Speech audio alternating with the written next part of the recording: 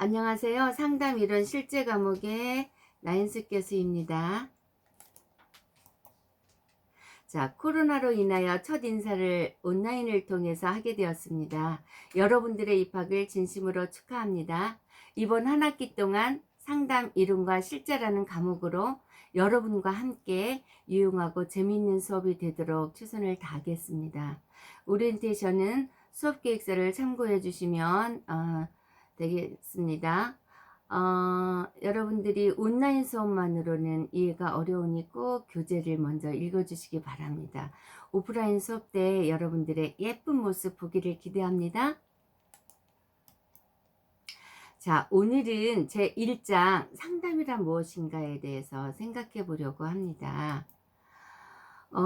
사람이 가치 있다고 생각하는 것은 무엇이라고 생각하나요? 무엇이 사람이 가장 가치 있다고 생각하나요?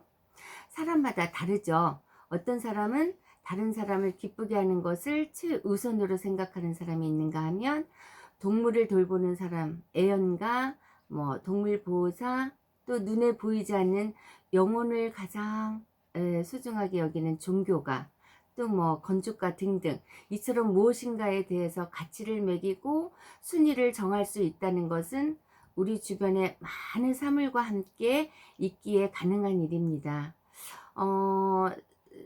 사람은 혼자 살아갈 수 없는 존재이죠. 그래서 나를 위해서, 때로는 타인을 위해서 어떤 도움이 필요하다는 의미가 되겠지요.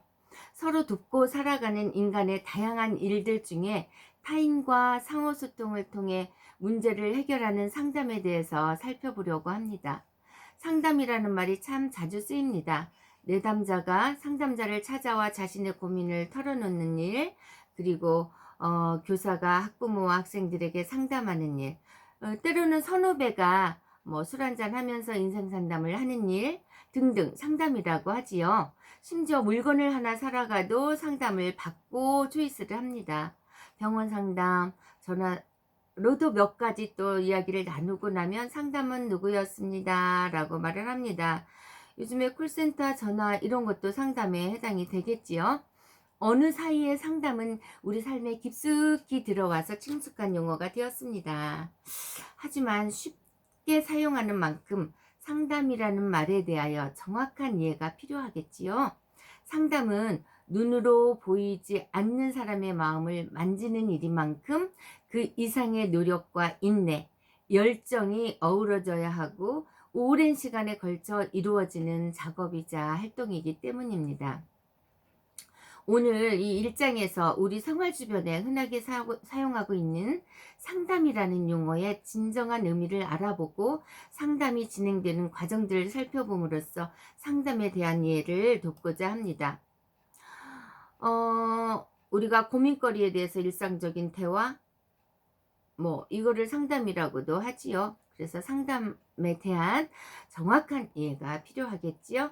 그래서 오늘은 상담이라는 용어의 진정한 의미 파악과 상담 진행 과정을 확인해 보도록 하겠습니다.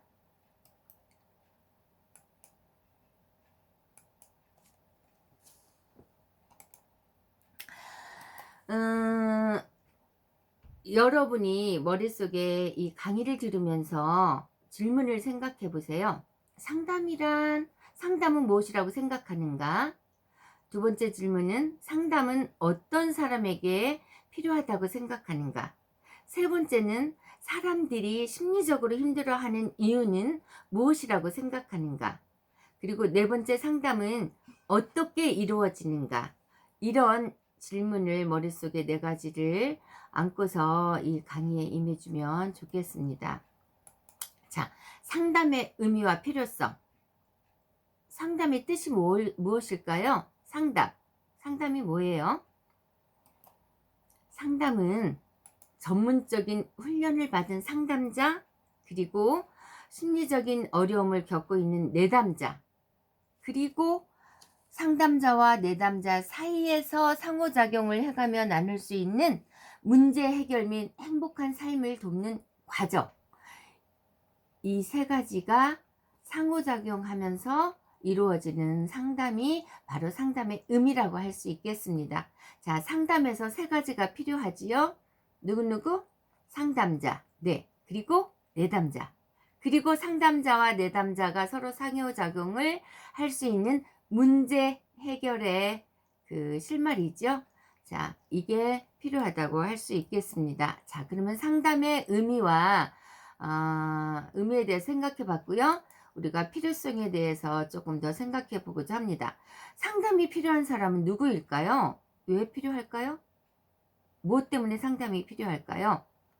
스스로 해결할 수 없는 심리적인 문제로 고통을 겪는 사람이라고 할 수 있겠죠. 바로 이런 사람이 상담이 필요한 사람이라고 하겠죠. 이런 사람을 이제 상담자에게 찾아오는 내담자라고 합니다. 사람들이 심리적인 고통을 겪으면서도 상담을 받지 않는 이유가 있습니다. 자, 네 가지로 정리해 볼 수 있는데요. 증상의 원인이 심리적인 갈등이라는 거, 이런 거를 수용하기 어려운 점.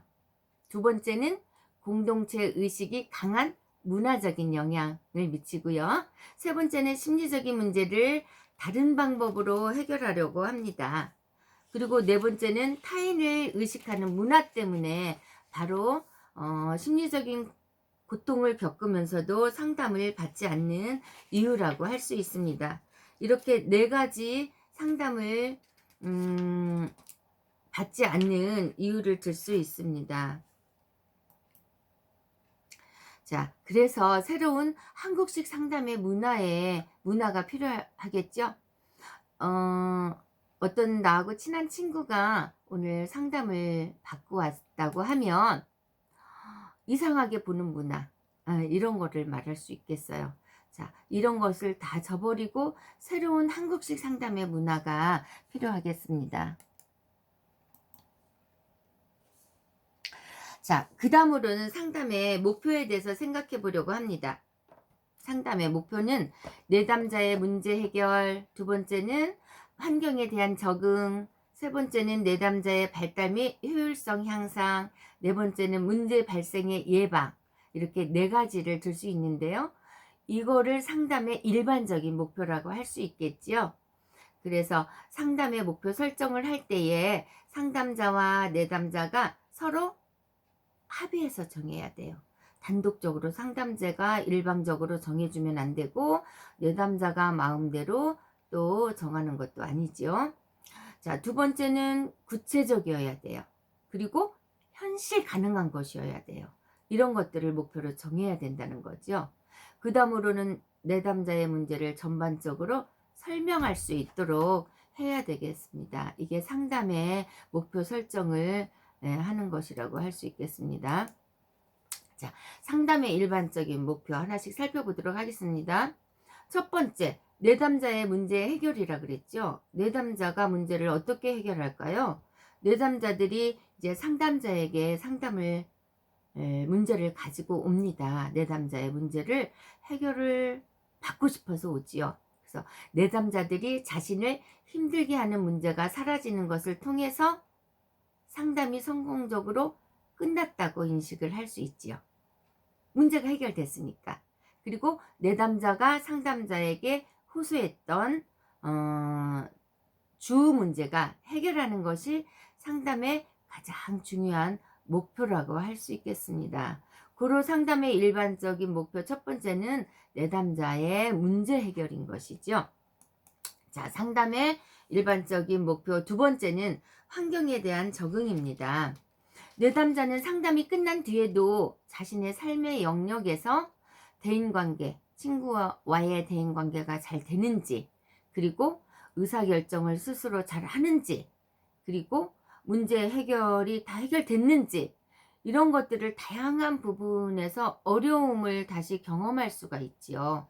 그러므로 상담 중에 상담 후에도 자신의 생활 영역에서 건강하게 생활을 할 수 있도록 조력하는 과정도 상담의 목표라고 할 수 있겠지요. 그래서 이런 환경에 잘 적응할 수 있는 게 두 번째 상담의 일반적인 목표라고 할 수 있겠습니다. 자, 그 다음으로 세 번째는 상담의 일반적인 목표 세 번째, 내담자의 발달 및 효율적인 향상이라고 할 수 있겠습니다. 내담자들이 아주 부정적이에요. 내담자가 문제를 많이 가지고 있기 때문에 모든 삶의 생활 모든 것들을 그냥 부정적으로 보지요. 그리고 그릇된 자아에 대한 인식을 가지고 있는 태도지요. 이런 것 때문에 내담자의 성장이나 성숙에 있어서 걸림돌이 될 수 있다는 거지요. 문제 상황에 대해서 효과적으로 대처하고 인지하고 문제 해결을 위해 자신의 강점들을 활용할 수 있도록 돕는 건 역시 아주 중요한 거지요. 그래서 상담의 일반적인 목표 세 번째로 내담자의 발달 및 효율성 향상이라고 볼 수 있겠습니다.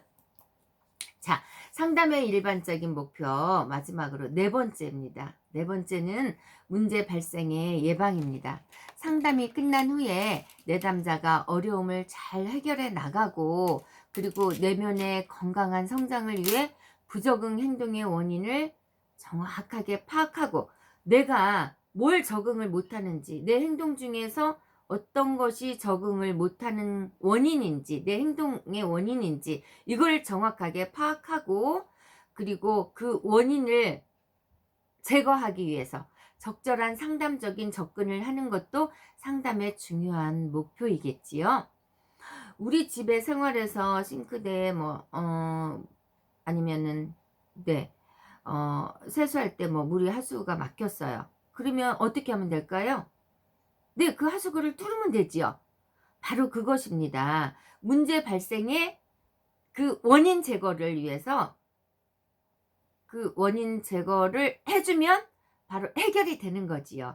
그 제거를 위해 적절한 상담적인 접근을 하는 것도 상담의 중요한 목표라고 할 수 있겠습니다. 또 예방 차원에서도 상담은 내담자의 성장과 문제 해결을 위해서 반드시 필요하다고 하겠습니다. 자, 상담의 목표 네 가지 살펴봤습니다. 뭐뭐였습니까? 우리 학생들이 다 알 수 있을까요? 상담의 일반적인 목표 첫 번째로 내담자의 문제 해결, 두 번째는 환경에 대한 적응, 그 다음에 세 번째는 내담자의 발달 및 효율성 향상, 그리고 마지막 네 번째는 문제 발생의 예방입니다. 예방적인 차원에서 서로 문제 해결을 위해서 반드시 필요하다고 하겠죠. 이 상담의 목표 네 가지로 요약해 볼 수 있겠습니다. 자, 세 번째로 상담 기관에 관한 종류에 대해서 살펴보도록 하겠습니다. 요즘에는 상담 기관이 무수히 많이 생겨났어요.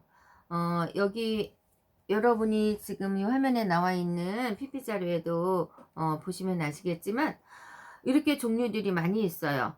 지금 여기 7가지로 나와 있는데 첫 번째 대학 학생 상담센터. 그죠? 대학교 있죠?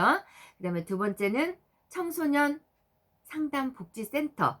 이건 지역마다 시군구에 다 있어요. 이거 제가 과제로 올려놨는데 자, 기한은 나중에 정하도록 하겠습니다.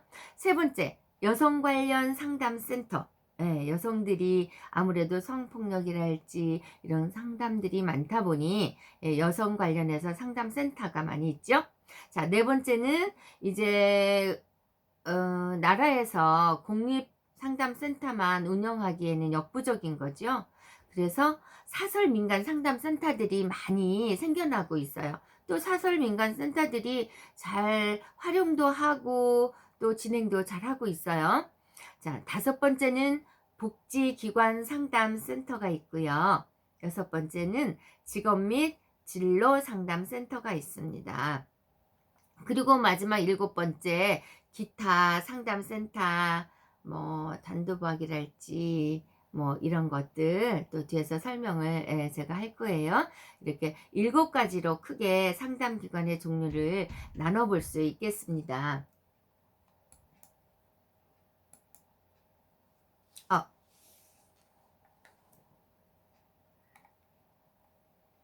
자, 첫 번째로 대학 학생 상담센터입니다. 국내 상담이 된 이후에 상담 전문가들이 훈련을 활동할 수 있는 기반을 제공해 주고 상담 발전에 공헌을 많이 하고 있지요. 그리고 대학생들도 문제가 있으면 정신건강 문제랄지 학내의 동료 문제랄지 또 이성 문제랄지 스토커가 생기면은 또 그런 문제랄지 또 자기 발전을 위한 프로그램이랄지 또 심리검사랄지 이 심리검사는 제가 여러분들에게 이제 오프라인 수업 때 실제로 여러분들 검사지를 통해서 여러분들에게 해보도록 하겠습니다. 자, 심리검사랄지 또 학습 방법 프로그램이랄지 또 진로에 대해서 걱정하는 또 진로랄지 취업이랄지 이제 여러분들은 물론 간호학과니까 진로를 거의 다 정했을 거예요. 그리고 또 다 간호학과 친구들 또 학생들 이렇게 보면 다 선량하고 착한 마음들 또 남을 돕는다는 그런 마인드를 많이 갖고 있어서 마음도 예쁘고 얼굴도 예쁜 것 같습니다. 자, 우리 예쁜 친구들 못 봐서 제가 좀 답답하긴 하지만 어쨌든 이런 취업 등 상담 프로그램 등등 이런 프로그램들이 대학 학생 상담센터에 속하는 거지요. 그리고 또 대학원 졸업 후에도 대학원 있는 학교 여기에 가서 실습하고 또 인턴십 제도를 활용하기도 하지요. 그리고 상담 전문가 양성 기관으로도 많이 활용하고 있습니다. 자, 이게 대학 학생 상담 센터라고 할 수 있겠습니다. 자, 두 번째 상담기관의 종류, 두 번째는 상담기관으로서는 두 번째 청소년 상담복지센터가 있어요. 청소년 관련 문제가 나날이 증가하고 있죠. 아직 성인이 되기 전에 생각이 성숙되지 못하고 아직 다 갖춰져 있지 않는 상태에서 생각이 짧았을 때 일어나는 문제들이 많이 있지요. 사회 문제가 되면서 설립하게 됐지요. 그런 문제들이 너무 많이 대두되니까. 그래서 청소년 관련 문제, 뭐 자살이랄지 또 청소년 문제들이 아주 많이 있어요. 1990년도에 청소년 기본법이 제정이 됐어요. 그래서 국가적인 지원에서 제정을 하게 됐고요. 그리고 그 후로 2012년 청소년 복지 지원법이 개정이 되면서 청소년 상담복지센터로 명칭이 변경이 됐어요. 그리고 현재는 시, 군, 구 지역에 청소년 상담복지센터가 다 개소되어 있어요. 그래서 제가 여러분에게 과제로 청소년 상담복지센터 인터넷으로 서치해서 프로그램이 뭐가 있는지 그리고 청소년 복지센터에서 뭘 하는지 왜 목표는 무엇인지 이런 것들을 사이트를 서치하면서 여러분들이 상담복지센터의 프로그램이나 이런 것들을 자세하게 알 수 있는 과제를 제가 하나 내줬거든요. 그거는 일단은 제가 올려놨고요. 이거는 기한은 나중에 정하도록 하겠습니다. 자, 그리고 청소년 상담복지센터에서 위기 청소년 지원 관리하는 역할을 하지요. 청소년 지원 관리를 하는 역할이 아주 중요합니다. 위기에 있는 청소년들, 또 부모가 없는 청소년들도 많고요. 또 한부모 있는 청소년들, 그러다 보니 또 문제가 발생하고 왜 나는 한부모만 있어야 되고 부모가 없고 뭐 이런 위기 청소년들이 또 잘못 빠져서 그런 일들이 많이 일어나는데 이런 것을 지원 관리하는 역할을 하고요. 또 청소년 동반자 프로그램, 그리고 비행 청소년, 그리고 학부모, 일반 성인까지 심지어는 다 상담실을 청소년 상담복지센터에 와서 다 이용하고 활용을 하게 되는 거지요.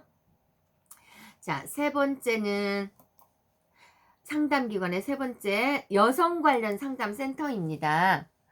어 최근에 여성의 권익 보호를 위한 다양한 제도들이 신설되어 설립 운영되었어요. 그래서 국가적인 지원하에 활동하고 있습니다.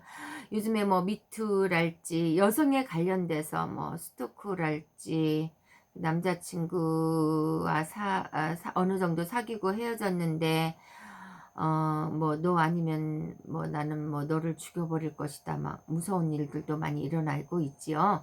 자, 어쨌든 이런 여성 관련해서 권익을 여성들의 권익을 보호하기 위해서 이런 제도들이 신설되었어요. 그리고 설립되고 운영되고 있죠. 자, 이런 활동을 하고 있습니다. 대표 기관으로서는 성폭력 상담센터가 있고요. 또 가정폭력 상담센터, 그다음에 건강가정지원센터. 이 건강가정지원센터도 지역마다 다 있어요. 거기 건강지원센터에 프로그램이 참 좋은 것들이 많이 있어요. 저는 여기 건강지원센터의 프로그램 중에서 그 신혼부부들, 예비 부부들, 예, 그런 그 교육이 있는데, 저는 그 교육을 다 받았으면 좋겠어요. 그러면 이혼율이 조금 적어지고, 또 요즘에는 우리 남자들도 여자들도 요즘에 다 맞벌이 부부를 하다 보니까 본의 아니게 남자들도 가사를 도와야 되고 육아를 도와야 되고, 여자들이 혼자 다 떠안고 가기는 너무 무리니까 서로 분할해서 쉐어를 갖고 나누어서 해야 되는 그런 교육들이 있는데, 그 교육이 제가 개인적으로는 굉장히 좋다고 생각해요. 예. 어쨌든 한번 또 기회가 된다면 건강가정지원센터에 그 또 홈페이지에 들어가서 한번 보는 거, 자기 지역에 있는 건강지원센터의 프로그램을 무료로 하는 것도 참 많습니다. 유료로 하는 것은 가격도 굉장히 싸요. 그런 것들을 활용해도 참 좋은 것 같아요. 자, 그 다음에 여성 긴급 상담 전화 몇 번이에요? 1366. 자, 여성들은 다 외우세요.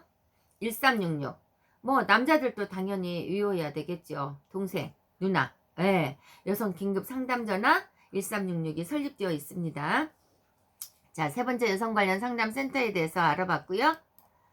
자, 네 번째 사설 민간 상담 센터입니다. 사설 민간 그 상담 센터는 공립 상담 센터에 비해서 높은 비용을 지불하므로 상담 효과에 대한 기대치도 높지요. 예. 그래서 사설 민간 상담 센터를 더 선호하는 내담자들이 많이 있기도 해요. 공립 상담 센터는 가격이 저렴한 거에 비해서 또 민간 상담 센터만큼 또 이렇게 디테일하게 아주 자세하게 만족하게 만족도가 또 떨어진다는 그런 말도 있고요. 자, 그거는 이제 내담자가 상담하러 가서 느끼는 거 개인적인 차이가 있겠죠. 자, 민간 상담센터의 운영에 관한 법률이 국가적인 차원에서 제정되어야 할 것입니다. 자, 사설 민간 상담센터도 자기 지역에 얼마나 많이 있는지 한번 살펴보는 것도 여러분들에게 많은 도움이 되겠습니다. 자, 상담기관의 다섯 번째, 복지기관 상담센터를 살펴보겠습니다. 과거에는 저소득층과 부녀자, 그리고 아동, 또 노인, 장애인들에게 도움을 제공했어요. 그러나 최근에는 상담 서비스라는 개념이 부과되어서 좀 질 높은 복지 서비스를 제공하지요. 예. 뭐 아동 방과후 프로그램, 지역 아동 프로그램, 그리고 또 노인들에게는 노인 그 주야간포 센터 등, 예, 이런 것들을 많이 또 복지 기관으로 많이 설립되어 있죠. 이런 복지 서비스를 제공하고 있지요.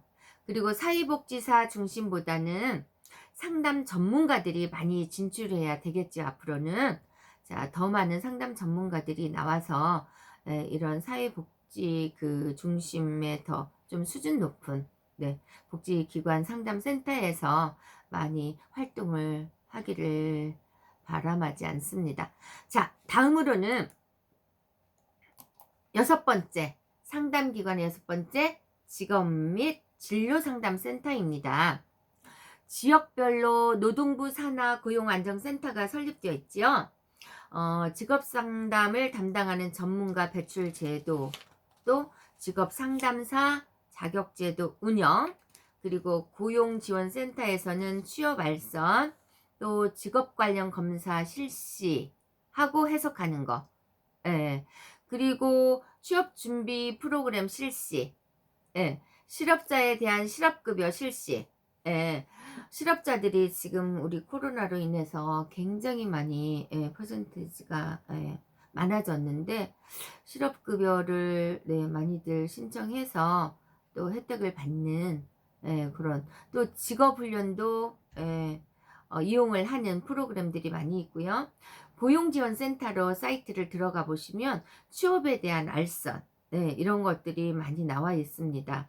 그래서 무료로 나라에서 직업 관련해서 그 취업 준비 프로그램을 실시하는 것들이 많이 있거든요. 오히려 교통비를 주고 학원에 의뢰해서 학원비를 대주면서 여러분들에게 하는 프로그램들이 많이 있습니다. 그래서 고용지원센터도 여러분들의 지역에 있는 무슨 프로그램이 있는지 한번 들어가 보면 좋겠습니다.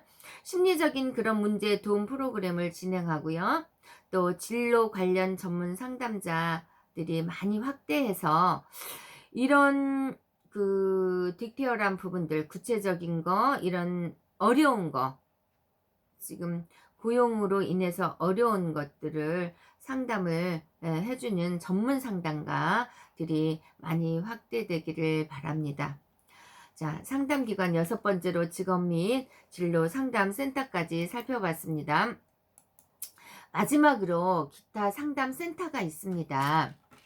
기타 상담센터는 여러분들이 들어보셨는지 모르겠네요. 도박 문제로, 또 게임 너무 좋아하면 안 돼요. 젊었을 때부터 너무 게임을 좋아하다 보면 정말 도박에 빠질 수 있어요. 제가 상담한 상담자 중에 하나는 도박 문제에 빠져서 헤어나지를 못하고 있어요. 정말 엘리트인 사람이었는데 아이들은 참 잘 컸어요. 그런데 도박에 빠져서 헤어나지를 못하고 집안 모든 거 다 탕진하고, 또 한 예로는 막 다 가족을 괴롭혀요. 그래서 도박은 굉장히 심각해요. 이 도박 문제를 해결하는 단도박 프로그램이라는 게 또 있기는 해요. 그런데 도박하는 사람들이 그 프로그램을 잘 활용을 하려고 하질 않지요. 그래서 그 아내되는 부인이 그 만약에 남편이 도박에 빠져 있으면 또 여자가 도박에 빠져 있는 경우도 있어요. 네. 그러면 결국은 이혼을 하거나 그런 경우가 많이 있는데, 이혼하지 않고 끝까지 도박에서 헤어나게 하기 위해서 노력하는 또 이렇게 배우자들이 있어서 제가 상담을 한 사례가 있는데, 도박은 저도 답이 굉장히 참 희박한 것 같아요. 잠시 잠재울 뿐이다라고 말하거든요. 잠시 도박 문제가 해결된 것 같지만 잠시 잠재우다가 다시 또 돈만 생기면 도박장에 가지요. 도박장에 가서 그냥 뭐 잠자고 거기서 먹고 자고 집에 들어오지도 않고, 또 돈 떨어지면 집에 와서 어떻게 구슬려서 돈을 또 만들어 갖고 또 도박장으로 향합니다. 굉장히 무서워요. 여러분들, 도박은, 게임도 도박으로 변질될 수 있으니까 좀 조심하셔야 돼요. 자, 물론 장점도 있죠. 뭐 치매 안 걸리는 거? 라고도 하는데, 어쨌든 도박 중독 예방 치유 센터가 있어요. 그래서 그 프로그램을 운영하는, 그리고 범죄 피해자를 위한 심리 치유 기관인 스마일 센터, 이런 등등이 있죠. 자, 군 상담 기관이 있는데요. 소방관이나 또는 경찰서 등 그 재난 사건을 다루는 사람들을 대상으로 하는 기관, 또 특별 뭐 우리 코로나 같은 경우는 질병 발생기관 본부 막 세워가지고 운영을 하지요. 이렇게. 근데 이런 기관들이 증가 추세에 있다는 거죠. 그래서 200명 이상 근로자가 있는 기업은 이렇게 상담센터를 두게 되어 있어요. 상담센터를 둬요. 그래서 이런 데는 이제 증가될 것으로 예상이 돼요. 그리고 이제 앞으로 또 더 많이 기타 상담 센터로 세워져야 할 것들이 있는데, 이렇게 결혼 상담. 아, 요즘에 결혼율이 저조하지요. 예. 또 여가 상담, 또 노인 상담, 비만 심리 상담 등, 예, 여러 가지 상담 센터들이 많이 생겨나고 있습니다. 자, 여기까지 우리가 상담 기관의 종류와 종류 7가지에 대해서 살펴보았습니다. 여러분들 다 기억하세요? 상담센터. 첫 번째, 자, 더듬어 보겠습니다. 대학 학생 상담센터입니다. 그 다음에 두 번째는 청소년 상담복지센터입니다. 세 번째는 여성 관련 상담센터가 있었죠. 그리고 네 번째는 시설민간 상담센터였고요. 다섯 번째는 복지기관 상담센터였습니다. 그리고 여섯 번째는 직업 및 진로 상담센터, 그리고 일곱 번째로 기타 상담센터로 그 도박 치유센터, 그리고 또 뭐 결혼 상담이랄지 여가 상담이랄지 노인 상담이랄지 비만 심리 상담이랄지 범죄자를 위한 뭐 상담이랄지 뭐 스마일 센터, 뭐 또 군 안에 있는 상담기관, 소방관, 경찰, 뭐 재난, 이런 것들 다 다루는 기타에다가 상담센터 등등등이 많이 있겠지요. 예, 여기에 다 속한다고 생각하면 되겠습니다. 자, 여기까지는 상담 기관에 대해서 살펴봤고요. 다음으로는 상담 방법에 대해서 살펴보도록 하겠습니다. 제가